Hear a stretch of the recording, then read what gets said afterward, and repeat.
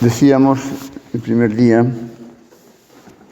que para llegar a esa intimidad con el Señor, que nos permita ser otros Cristos, que alcancemos esa contemplación ordinaria, habitual, compatible con nuestro trabajo y demás ocupaciones familiares, pero a la vez con una presencia de Dios constante, que sea como la mejor manera de saber en cada momento lo que hemos de hacer, lo que Dios espera de nosotros.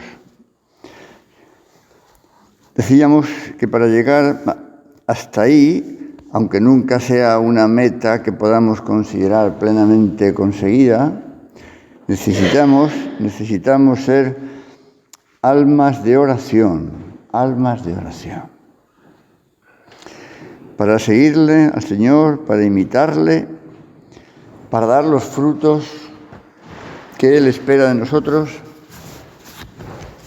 Ahí se requiere esa condición imprescindible. Vamos a dedicarnos en este rato de oración a meternos en algunas escenas de la vida del Señor para ver su oración, que nos sirva de modelo, de ejemplo, y podamos reproducirla adecuadamente en nuestra propia vida. Vamos a ver al Señor en esa oración constante con su Padre, para alabarle, para darle gracias, para pedirle perdón por nuestros pecados, para interceder por sus apóstoles, por los enfermos y por todos nosotros. Decía el cura de Ars, el hombre tiene un hermoso deber y obligación: orar y amar. Si oráis y amáis, habréis hallado la felicidad en este mundo. Pues es un gran consejo de un gran santo. Si oramos y amamos, habremos alcanzado la felicidad en este mundo y habremos llegado a la meta a la cual Dios nos ha traído aquí, nos ha creado. En esta vida nuestra de oración, no olvidemos la necesidad de encomendarnos mucho al Espíritu Santo. Decíamos también que es el gran santificador, el que nos tiene que transformar. Decía Benedicto XVI, nos tiene que transformar para hacernos testigos del amor del Padre. El Espíritu Santo nos tiene que impulsar también hacia los demás, nos tiene que encender en el fuego del amor para que efectivamente podamos llegar a ser otros Cristos.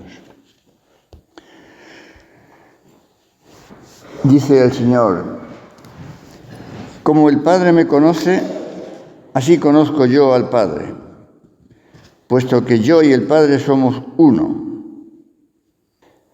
En el trato con el Señor, aunque nos dirijamos a Él como Jesucristo, como segunda persona de la Trinidad, pero a la vez Él nos lleva al Padre y por tanto estamos casi sin darnos cuenta también actualizando nuestra filiación divina. Y al pensar en el Señor, pues de una manera o de otra, toda su vida va pasando por nuestra mente, nuestra imaginación, nuestra oración, y nos damos cuenta que nos ha enviado al Espíritu Santo como fruto de la cruz. De modo que la oración, casi sin advertirlo, pues nos lleva al trato con cada una de las personas divinas.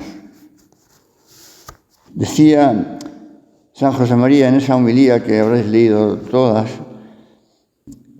hacia la santidad, recogida en Amigos de Dios, que tiene que llegar un momento en la vida del alma, en el que necesitemos un trato con cada una de las personas divinas. Y nos entretenemos en el trato con el Padre, y con el Hijo, y con el Espíritu Santo. El Creador, el Redentor, el Santificador. Porque si la Santísima Trinidad es el centro de la religión cristiana, el misterio central, pues lógicamente, si queremos avanzar en la unión con el Señor, no podemos quedar un poco al margen de esa intimidad con cada una de las personas divinas.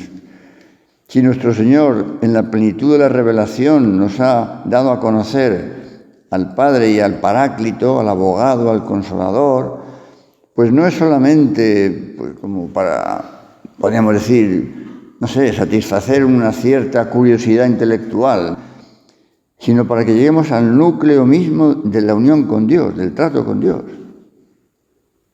Decíamos también, y eso nos compromete, que el Espíritu Santo es fruto de la cruz. Por tanto, tratarle es también poner más delante de los ojos la cruz en la que Cristo nos redime. Aunque la cruz del Señor no está presente solo en el Calvario, sino desde que viene a este mundo, desde que nace, ahí ya está, en Belén. Ya está en la cruz. Y en su vida ordinaria, una cruz, vamos a decir, silenciosa, incluso si queréis, que puede no verse, porque eran unos años gozosos de convivencia con Santa María, con su madre, con San José, aprendiendo el oficio en el taller de José, creciendo como un joven más en aquella pequeña aldea de Galilea. Pues también ahí está la cruz. Aunque solo fuera, porque siendo el Hijo de Dios, siendo el Todopoderoso, pues ha querido ser uno más entre los hombres de su tiempo, dejando, por así decir, completamente oculta la divinidad, sin ningún privilegio de ningún tipo. También es una parte de la cruz, el saber llevar con naturalidad, con alegría, las dificultades de la vida ordinaria. Todo eso es un entramado que nos va metiendo poco a poco en la vida del Señor. Por supuesto, aprovechando momentos fuertes, con más motivo, como ahora, ya en las puertas de la Semana Santa, en las puertas de la institución de la Eucaristía, etc. El Espíritu Santo, fruto de la cruz, de buscar la gloria de Dios, de la entrega total a Dios. Solo entonces, cuando vivimos así, buscando solo la gloria de Dios, en una disponibilidad total para lo que Dios espere de nosotros en cada momento, solo entonces se recibe con plenitud la gracia, el gran fuego, la gran consolación, la gran luz del Espíritu Santo. Y con él, pues todos los dones que nos trae el Espíritu Santo. Ese don de temor, el primero de ellos, por así decir, para alejarnos de cualquier cosa que pueda suponer una ofensa a Dios. Y el don de piedad, que nos facilita tanto el trato con Dios como hijos. Y así cada uno de ellos. Hasta el don de la sabiduría, que nos permite ver todas las cosas con los ojos de Dios. Así lo comentaba el Papa en una catequesis sobre los dones del Espíritu Santo. Como sabéis algunas, en la página web de la obra se suelen recoger como libros digitales, digamos, catequesis del Papa sobre un determinado tema, porque constituyen como un pequeño libro. Y claro, es estupendo, porque ahí tenemos a mano, pues eso, un pequeño manual sobre la oración, sobre el Espíritu Santo, sobre el Padre Nuestro, sobre la vocación. Puede venir bien el estar atentos a esos libros. El don de sabiduría, ver todas las cosas con los ojos de Dios, nos lleva a una gran intimidad con Él, nos cambia por dentro, transfigura nuestro corazón, lo transforma para hacerle percibir todo su calor. Un corazón que adquiere el gusto y el sabor por las cosas de Dios, que nos permite ver, oír, amar, juzgar como lo hace Dios. Casi nada. Y el don de entendimiento, para poder entender todas las cosas como las entiende Dios. En fin. El Espíritu Santo, vida y amor, vida y amor, que nos llevará, como decía el Señor, os enviaré al Espíritu Santo, que os guiará hasta la verdad completa, es decir, hasta ese conocimiento más profundo de la palabra de Dios, de la Sagrada Escritura. Es, por tanto, cierto esa frase tan bonita y tan conocida de San Pablo, que se recoge en la liturgia como una oración habitual en la Santa Misa. El amor de Dios derramado en nuestros corazones por el Espíritu Santo que se nos ha dado. El amor de Dios derramado en nuestros corazones por el Espíritu Santo que se nos ha dado. Bueno, pues es un aspecto importante de la oración que os decía, el trato frecuente, el trato habitual con el Espíritu Santo. No nos olvidemos, si es el santificador, tenemos que tener con Él un trato muy frecuente, para que sea, otra expresión, la fuente íntima de la vida nueva, para que realice en nosotros esa transformación para llegar a ser otro Cristo. Para que nos haga tener también, es que son infinidad de matices, para que nos haga tener también la libertad de los hijos de Dios, la libertad de los hijos de Dios. En estos tiempos, y bueno, y en otros, ¿no?, que los hombres hablan tanto de libertad, pero luego la libertad, ¿qué entienden por libertad? Hacer lo que les apetece. Eso no es libertad, eso es libertinaje, eso es puro capricho. La libertad es para amar, la libertad es para el bien, la libertad es para la verdad, como nos dice nuestro Señor. La verdad nos hace libres, la verdad con mayúscula, con más razón. Donde está el Espíritu Santo, allí está la libertad, dice San Pablo a los Corintios.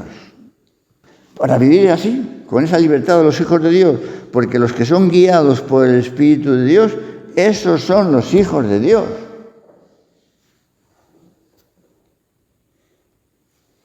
De tal manera que sintamos más alegría por el amor que Dios nos tiene que por los éxitos que podamos conseguir. Esto es un cambio de perspectiva importante y que no se da siempre, claro. Porque habitualmente estamos pendientes de nuestros éxitos. Y nuestros éxitos son los que van marcando, pues eso, nuestra vida, nuestra felicidad relativa, pero bueno, que pueden ser éxitos buenos, éxitos nobles, no se trata ahora de cosas malas, ¿no? Un éxito profesional, cultural, económico, noble, en fin, son cosas buenas, por supuesto, pero cosas buenas que nos deberían de llevar a darle gracias a Dios y, por tanto, pues a sobrenaturalizar ese éxito. Y en ese sentido, pues es parte de ese amor de Dios que Él nos tiene, que nos ayuda a conseguir, pues también cosas buenas, legítimas. Pero en último término, que sea el amor de Dios lo que más nos llena, lo que más nos importa, lo que más buscamos. El Espíritu Santo, autor de la oración de los cristianos. Autor, pues en ese sentido, ¿no?, de que es el que nos introduce en la intimidad de la Trinidad.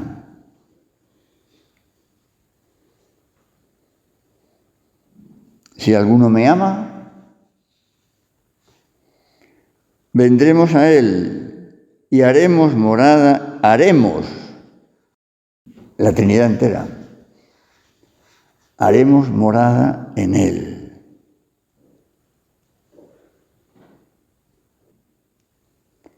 A cuantos le recibieron, les dio potestad de ser hijos de Dios. Bueno, pues esta tiene que ser el clima, podríamos decir, el clima de nuestra oración, que no es pues simplemente estar considerando algunas verdades de fe, que por supuesto que sí, pero quiero decir que no es simplemente como una tarea un poco intelectual. Vamos a la oración, pues eso, vamos a ver en qué pienso, a ver qué medito, eso como si fuera un ejercicio, sí, piadoso, pero a la vez, pues eso, como de tal manera que, no sé, podríamos decir, yo no soy un teólogo, no tengo un profundo conocimiento de la doctrina, por tanto, pues mi oración, pues en fin, va a ser un poco pobre porque no tengo cosas importantes para tratar con Dios. Claro, sería un grave error si pensáramos así. Ciertamente, conocer cuanto más mejor la palabra de Dios, por supuesto que también eso alimenta el trato con Él, lógicamente.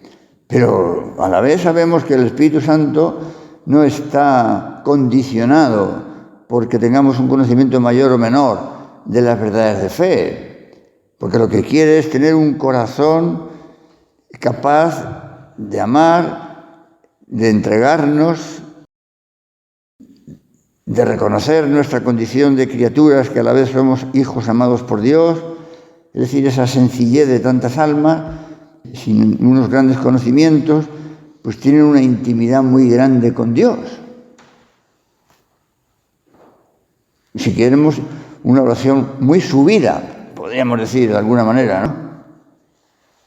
No están, en fin, profundizando, ¿no?, en determinado misterio, ¿no? Pero Dios les llena más allá de lo que la simple inteligencia sea capaz de conseguir. Tenemos ejemplos conocidos de todos, ¿no?, desde el aldeano de Ars, tantas veces recordado, ¿verdad?, porque cuando le preguntaba el buen cura de Ars, para ti, ¿qué es la oración?, porque veía a aquel hombre que estaba allí en la iglesia, mirando el sagrario, sin distraerse, estaba un rato y luego ya se iba.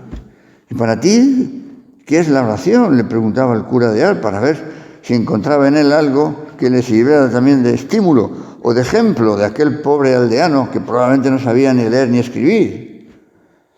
Y aquel hombre le dijo, pues yo le miro, él me mira, y en eso consiste todo.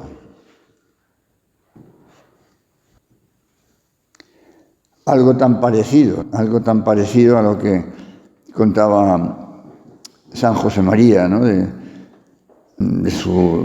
aquellos primeros años en Madrid, en la iglesia Santa Isabel, el monasterio de Santa Isabel, en Atocha, cuando era el rector. y estaba allí confesando, y de vez en cuando oía unos ruidos así como de cántaros, de los que había entonces, claro, aquellos cántaros metálicos, cántaros de leche. Oía como un ruido, estaba confesando, no, tampoco prestaba mayor, pero sí, oía un ruido, y bueno, y luego ya, al cabo de un tiempo, pues, y ya un día sintió curiosidad cuando oyó aquel ruido de nuevo, y se asomó y vio que estaba allí un hombre rezando. Y también le preguntó, como el cura de Ars también le preguntó, ¿qué hacían? ¿Cómo rezaban? Y aquel buen hombre le dijo, pues yo simplemente vengo aquí y le digo, Señor, aquí está Juan el lechero, que vengo a estar un rato contigo, o algo así. Aquí está Juan el lechero. Bien, pues probablemente Juan el lechero y aquel aldeano de Ars tenían un trato muy grande con el Espíritu Santo, en su enorme sencillez. Bueno, pues ¿cómo rezamos nosotros? En la vida de nuestro Señor, la vida en tantísimos momentos, de una manera especial, pues en aquellas ocasiones en las que tiene que tomar como decisiones así más, por supuesto en aquellos 40 días del desierto antes del comienzo de su vida pública. También para enseñarnos a vencer las tentaciones. Vencemos las tentaciones, que las tendremos, aunque no las busquemos, Dios las permitirá dentro de un nivel en el que, como no las hemos buscado, es más, procuramos evitarlas, pues será una tentación fácilmente vencible. Otra cosa es que por imprudencia nos metamos donde no debemos, miremos lo que no debemos, etcétera, ¿no? En cuyo caso ya solamente eso es ofender a Dios. Ponerse en ocasión de ofender a Dios sin necesidad ya es un pecado, ¿no? Pero aunque hagamos todo lo posible por evitar malos pensamientos, malos deseos, etcétera, pues alguna vez el Señor permitirá, ¿no? Y las venceremos así, como las venció el Señor, con esa vida de oración y de penitencia. Y lo mismo que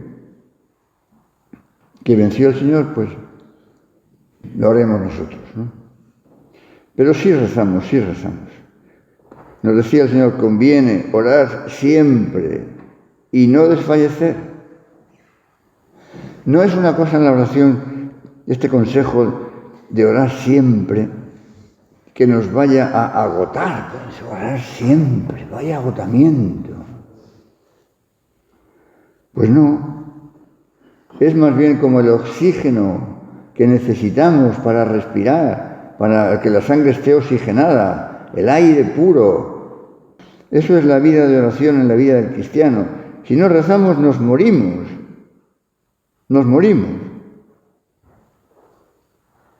San Pablo, recogiendo pues ese mismo consejo del Señor, nos dirá también en una de sus cartas, orad sin intermisión, sin interrupción.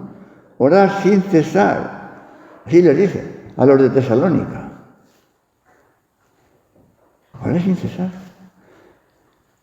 Y esto, aquellos primeros cristianos que no eran monjes, que no se retiraban, que vivían su vida de trabajo y su vida en medio de un ambiente paganizado, además, que no ayudaba como tal el ambiente, pues les dice que recen sin intermisión.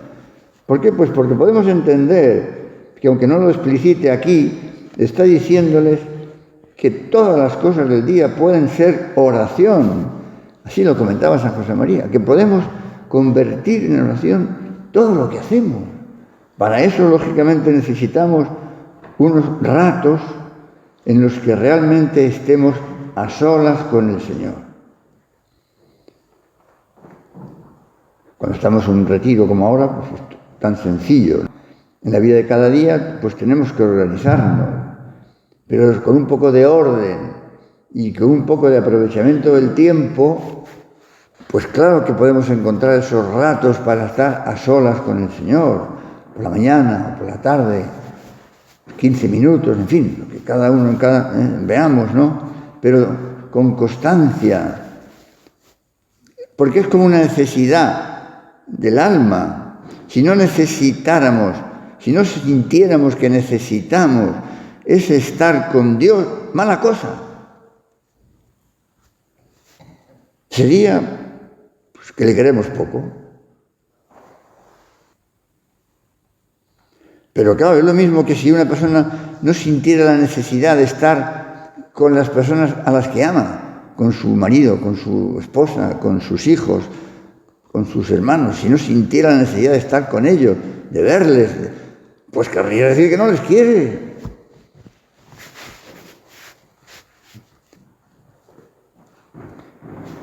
Conviene orar perseverantemente. Fundamento de la oración, fundamento de toda la labor sobrenatural. Porque no es solo pasarlo bien estando con el Señor. Claro que sí, pues muy bien, estupendo. Pero no es solamente eso, sabemos que esa unión con el Señor es a la vez el impulso que nos lanza a los demás para hacer el bien, para estar pendiente de los demás, para ayudarles en lo que podamos, humanamente, espiritualmente, para llevar a cabo nuestra tarea de apóstoles, la oración. Sin mí no podéis hacer nada. Pero con el Señor, pósumus. La oración, dicho de esta otra manera, que es también una preciosidad que nos cuenta el Evangelio. Sí, ya es la hora. Cuando habla de la oración en el Evangelio, esos pasajes son preciosos y nos habla del encuentro del Señor con la samaritana en el pozo de Jacob, y que ya hemos recordado también estos días, que el Señor le pide de beber, ella le dice, se extraña, él le dice, si supieras quién es el que te pide de beber, tú le pedirías a él ese agua que salta hasta la vida eterna. Y San Agustín, comentando esa escena tan bonita, dirá que la oración es el encuentro de la sed de Dios y la sed del hombre. Dios tiene sed de que el hombre tenga sed de él. Bueno, pues alimentemos esta sed de Dios en la oración. Y así sacaremos adelante tantas cosas que Dios nos pueda pedir en nuestra vida personal, familiar, profesional, para santificarla y para hacer mucho apostolado, como antes decíamos. Nuestra Madre Santísima, ¿cómo sería la oración de la Virgen Santísima? En Nazaret, viendo a su Hijo. Y la de San José también. Después, durante tantos momentos de la vida del Señor, cuando comienza la vida pública y deja a su madre, ¿cómo sería la oración de la Virgen pensando en cada momento en lo que haría su Hijo, en lo que diría su Hijo? No digamos nada en estos días ya, en el cenáculo, en el Calvario y después en Pentecostés y en todos los momentos de su vida. Acudamos a ella para que nos ayude a rezar como buenos hijos de Dios. Te doy gracias, Dios mío, por los buenos propósitos, efectos e inspiraciones que me has comunicado en esta meditación. Te pido ayuda para ponerlos por obra. Madre mía Inmaculada, San José mi Padre y Señor, Ángel de mi guarda, interceded por mí.